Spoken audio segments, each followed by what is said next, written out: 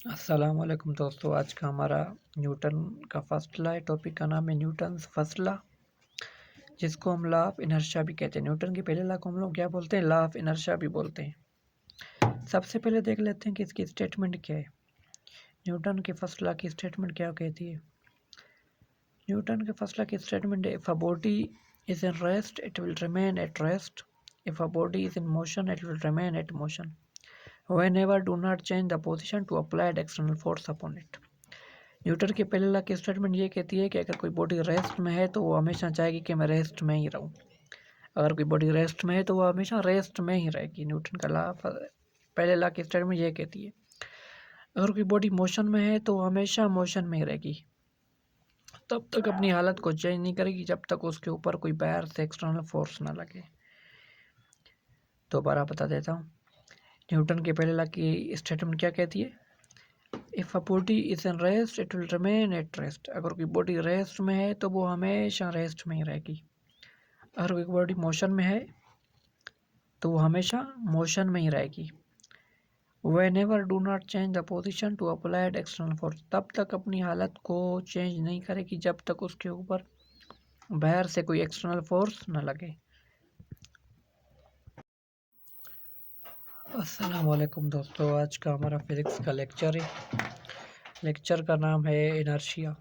आज हम लोग पढ़ेंगे कि इनर्शिया क्या होता है। ठीक है, सबसे पहले इनर्शिया की डेफिनेशन देखते थे कि इनर्शिया की डेफिनेशन क्या होती है। ये क्या है कि the property of a object to resist any change. Inertia क्या है? हर ऑब्जेक्ट की एक किस्म की खसूसियात होती है, प्रॉपर्टी होती है, जो कि अपने होने वाली तब्दीली को अपोज करती है, रेजिस्ट करती है। इसे हम क्या कहते हैं? इनर्शिया कहते हैं। इनर्शिया क्या होता है? The property of object to resist any change. मतलब इनर्शिया क्या है कि एक बॉडी की, एक ऑब्जेक्ट की क्या होती है? एक प्रॉपर्टी होती है जो कि अपने होने वाली तब्दीली को क्या करती है? अपोज करती है, रेजिस्ट करती है। होने वाली चेंज को क्या करती है? अपोज करती है। सही है। अब आगे हम देखते हैं कि इनर्शिया कितने किस्म का होता है। इनर्शिया जो है 3 किस्म का होता है। Types of inertia.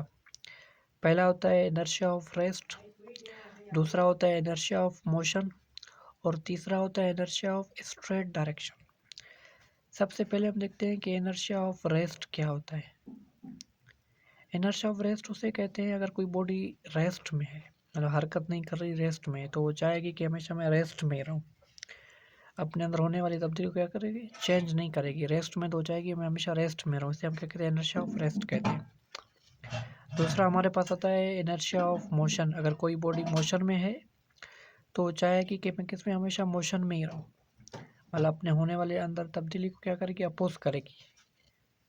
होने वाले चेंज को क्या करेगी? अपोज करेगी। अगर कोई बॉडी मोशन में है तो हमेशा क्या जाएगी? मोशन में ही रहूं।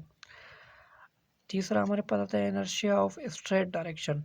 अगर कोई जिसम स्ट्रेट डायरेक्शन में मूव कर रहा है, किस में मूव कर रहा है? स्ट्रेट डायरेक्शन में, तो वो चाहेगा कि मैं स्ट्रेट डायरेक्शन में ही मूव करता रहूं, डायरेक्शन को चेंज ना करूं। इसे हम क्या कहते हैं? Inertia of straight direction. Inertia जो है डिपेंड किस पर करता है? इनर्शिया जो है मास पर डिपेंड करता है। डिपेंड किस पर करता है? मास पर डिपेंड करता है। अब किसी भी बॉडी का मास जितना ज़्यादा होगा उतना ही ज़्यादा उसके अंदर क्या होगा? इनर्शिया होगा। जितना ज़्यादा मास होगा क्या होगा? उसके अंदर उतना ही ज़्यादा बॉडी के अंदर क्या होगा? इनर्शिया होगा।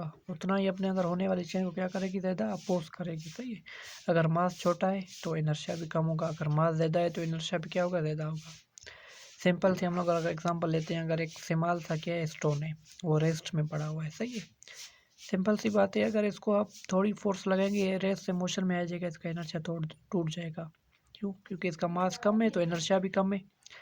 अगर हम लार्ज स्टोन की बात करें, लार्ज स्टोन की बात करें तो इसका मास ज़्यादा है, तो इसका क्या होगा? इनर्शिया भी ज़्यादा होगा। उतनी ही ज़्यादा फोर्स लगानी पड़ेगी जो इसका हम लोग इनर्शिया तोड़ सकें। इनर्शिया किस पर डिपेंड करता है? मास पर डिपेंड करता है। जितना ज़्यादा मास होगा उतना ज़्यादा क्या होगा? इसका इनर्शिया होगा। अगर मास कम है तो इनर्शिया भी क्या होगा? इसका कम होगा। इनर्शिया समझा क्या? इनर्शिया क्या होता है? The property of object to resist any change. ये क्या होता है? हर जिस्म की एक किस्म की प्रॉपर्टी होती है जो कि अपने अंदर होने वाली चेंज को क्या करती है? अपोज करती है। सही है। इनर्शिया जो है 3 किस्म का होता है। पहला होता है इनर्शिया ऑफ रेस्ट होता है, इनर्शिया ऑफ मोशन होता है, इनर्शिया ऑफ स्ट्रेट डायरेक्शन होता है। सही है। अगर कोई बॉडी रेस्ट में है तो हमेशा चाहेगी कि मैं रेस्ट में ही रहूँ। अपने अंदर होने वाली इनर्शिया होता है